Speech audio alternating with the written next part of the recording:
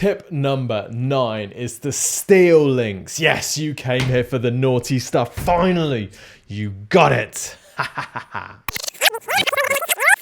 If you want to improve your website's ranking, one of the best ways to do that is to get some good quality links from other websites to your site. But how do you do that if you've got no money? Well, in this video, I'm going to show you a few different ways that you can build backlinks even if you have no money.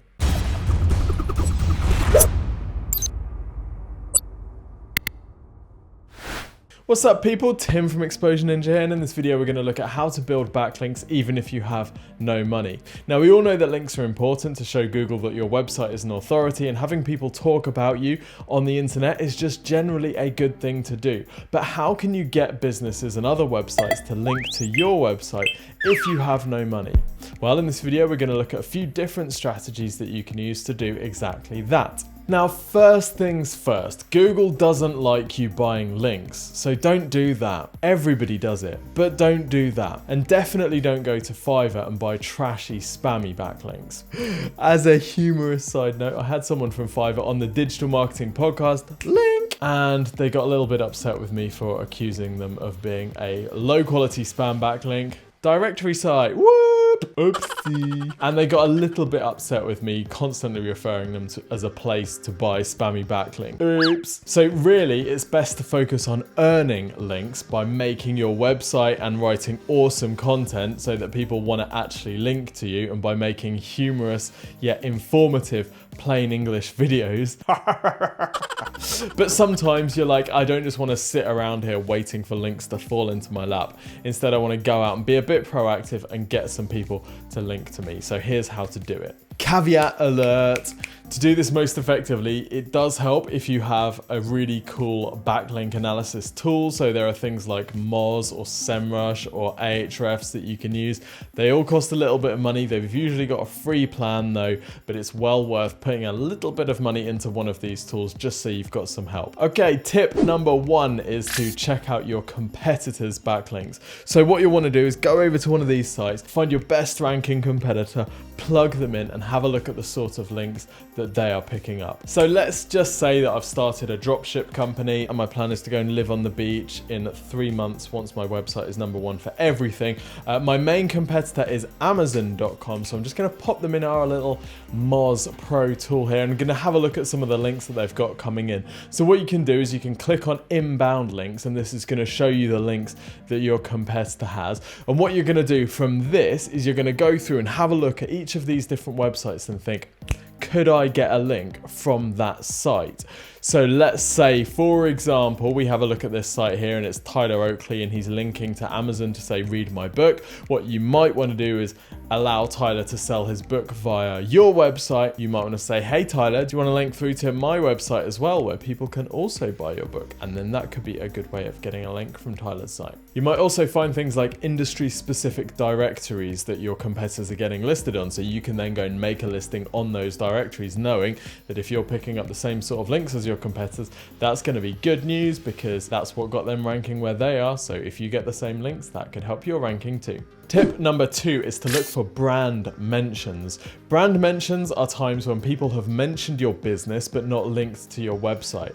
These are some real low-hanging fruit link opportunities. Then just reaching out to websites that have already mentioned you and saying, hey, I noticed you mentioned our business, would you mind linking to our website? Is a pretty quick and simple way of picking up links. Now there are various brand mentioning tools out there that you can use. You can also use SEMrush, which is one of our favorites. You can get a free trial of SEMrush, by the way, by going to thankyouninjas.com. Thankyouninjas.com. That free trial is not publicly available. You've got to use that link. And what that'll allow you to do is to find unlinked brand mentions. So times when people have mentioned you, but not linked to your website. It's also a really good way of picking up some qualified traffic as well, because if someone's on that site and they're like, oh, yeah, Exposure Ninja sounds pretty cool, but there's no link, then they have to then go to Google to search for Exposure Ninja. They might not do that, so they might just not click on it. So what you really want to do is where it says Exposure Ninja, get a link through to your website. Happy days, you get another link. Tip number 3 is competitor brand mentions. So looking through websites that are linking to your competitors using their brand names can be a great way of picking up link opportunities. Let's say that a site has done a roundup of the best businesses in X, right? And they've in this big long post and they've got different businesses listed, and your business will be great on that list, where you can consider reaching out to that website and asking if they want to feature you, giving them a tip or giving them something that they can use to put on the site and attribute to you. Tip number 4 is directories. Now, you've got to be a little bit careful with directories. Some of them are absolute crap and not worth the amount of time it takes to list on them. But if they are industry specific or they are used by actual humans to find actual businesses, then it's a really good way of picking up links. And these links should be free. Now, many of the directories, when you sign up for them, they'll phone you up and they'll try and sell you something, kind of upgraded listing. In general, you don't want to bother with any of that stuff. If you have to pay for the listing in order to get a live link, it's not really worth doing. And anything else that they try and sell you, like certain numbers of keywords and stuff like that, is absolute rubbish. So just say thank you. Boop. Tip number 5 is to use journalist requests. This is one of our favorite link acquisition methods at Exposure Ninja. Now, when a journalist is writing a piece, they'll often need businesses to give opinions on certain things that they're writing about. Let's say that you're in the health space, let's say that you're a dentist, and a journalist is writing about National Smile Month. They might need some dentists to talk about different ways to keep teeth clean. So what they'll do is they'll head to a site like Help a Reporter Out, HARO, or they'll go to Twitter and use a hashtag like hashtag journo request or hashtag PR request and say, hey, I'm looking for dentists to talk about tips to keep your mouth clean for National Smile Month. And if you reply and say, hey, I'm a dentist and I've got this great tip and here's my website, then sometimes you'll pick up a link from that publication. Now, some really high profile publication journalists use Twitter and journo request services like Help a Reporter Out to find sources for their stories. So it's a great way of picking up some really good quality links. The downside is obviously that you've got to continue monitoring these services for relevant requests. So you might have to spend a bit of time waiting and looking and filtering and reaching out to people before you get some links. But when you do get links, they're generally very good quality. Tip number 6 is to ask your suppliers if you can leave a testimonial on their website. Very few businesses will refuse a testimonial. And of course, when you get your testimonial published on their website, it makes sense if that testimonial links back to your site. So it's a nice, quick and easy way of getting a link from your suppliers to your site. Tip number 8 is once you've got some content written on your site, so say a blog post or a knowledge base article, you can then do some outreach to businesses to let them know that this content exists. We get a ton of stuff sent over to us at Exposure Ninja, and sometimes we will link to it in a post that we write. So let's say someone's put together the ultimate guide on how to build links, for example.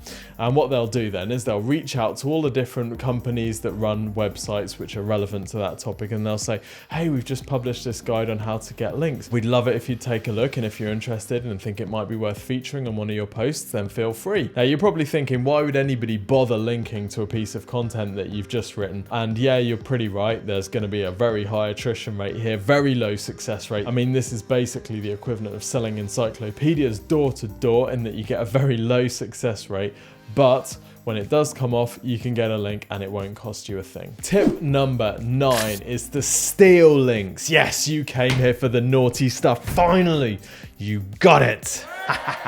Well, we're not really stealing links. What we're doing is we're helping people improve. Let's say that you're browsing around one of the news or blog sites in your market and you find an article which links out to a piece of content on a competitor site which is a little bit out of date. Let's say that you're a personal trainer, and let's say that one of your competitors is getting a link from Fitness Monthly about how to do HIIT workouts. And you go on that site and you notice that the post is a little bit old, maybe some of the images are a bit broken, maybe it's a little bit out of date, it doesn't really cover the latest in HIIT technology. So what you might do is write a much better post and then reach out to Fitness Monthly and say, hey, I noticed that you're linking out to this thing. I've just written a guide which I actually think might be much more useful to your audience. What do you think? And what you really want them to do is say, great, yeah, actually this is much better. That old one's a little bit broken. So yeah, we've just switched out the link for you.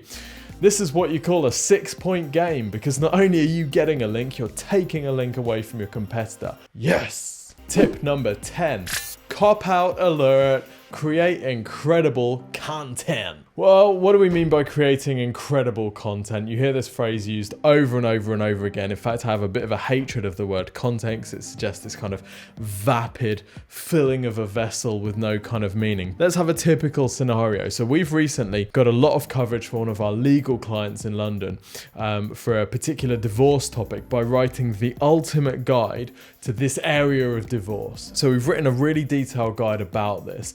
And because it is so detailed and it's so useful, it's ranking really well, but it's also starting to pick up some links as well. So we've kind of 10x'd the best that anybody else has written. We've just made it completely amazing. And because we've done that, when people want to link to a guide for more information about this topic, they're like, well, this one is ridiculous. We've got to link to that. So by being the absolute best and by making the absolute best stuff, you can start to pick up links. So it's not really like an outreach strategy. You can't be like, oh yeah, I'm going to go and pick up 5 links on this piece of content immediately. But by making something really awesome and really informative, you know that you're going to start picking up links in the longer term. Tip number 11 is to create stuff with other people. So what you might do is run like a roundup, and you might have, let's take an example of a company that makes remote control. So you could say to all of the influencers, you could reach out to the top 11 influencers in the remote control industry and say, we're putting together a piece for the new year about predictions for the remote control industry for the next 12 months, and we'd love to feature you. So if you could send over a couple of paragraphs with your predictions for the remote control industry over the next year, we'd love to feature you in our post. So what will happen here is you'll get all of these different experts sending over their predictions. You'll then write up the post with 12 expert predictions for the remote control industry over the next 12 months. Once you publish that, you can then send it out to all of the influencers that are featured, and what are they going to do? They're going to share it to high heaven, because here they are being framed and referenced as an influencer in the remote control industry. And if there's one thing that every person on earth wants, it's to be known as an influencer in the remote control industry. So they're going to share that stuff out, and obviously that's going to start picking up links. So a good tip here is to pick the most influential people that you can, who you think will give you a contribution. Obviously you don't want to say, hey David Beckham, can you give me a piece of information for my remote control industry publication, because he's a little bit busy for that. But if you think that you'll be able to get a response from them and they're an influencer in your space, it can be a great way of picking up some really highly influential links. Well, that example got weird. Next thing that you can do is do some broken link building. So there'll be websites in your industry, whether they're news sites, magazine sites, or blogs, that link out to other sites in your space. Sometimes these links break because the page that they were linking to, for whatever reason, starts 404ing. So maybe they were linking to a competitor, your competitor changed their website CMS, they didn't put in redirects, their links changed, so now that link 404s. So what you can do is you can run a crawl using something like Screaming Frog. You can find the 404s on their website, and if any are relevant to your business, so let's say that they need to link to an article about whatever, remote control influencers, and you've got a great remote control influencer piece, you can then reach out to the site that was linking to that dead page and say, hey, I noticed that this link on your website isn't working properly. If you want, you can link to this page instead. Same sort of topic, could be really good.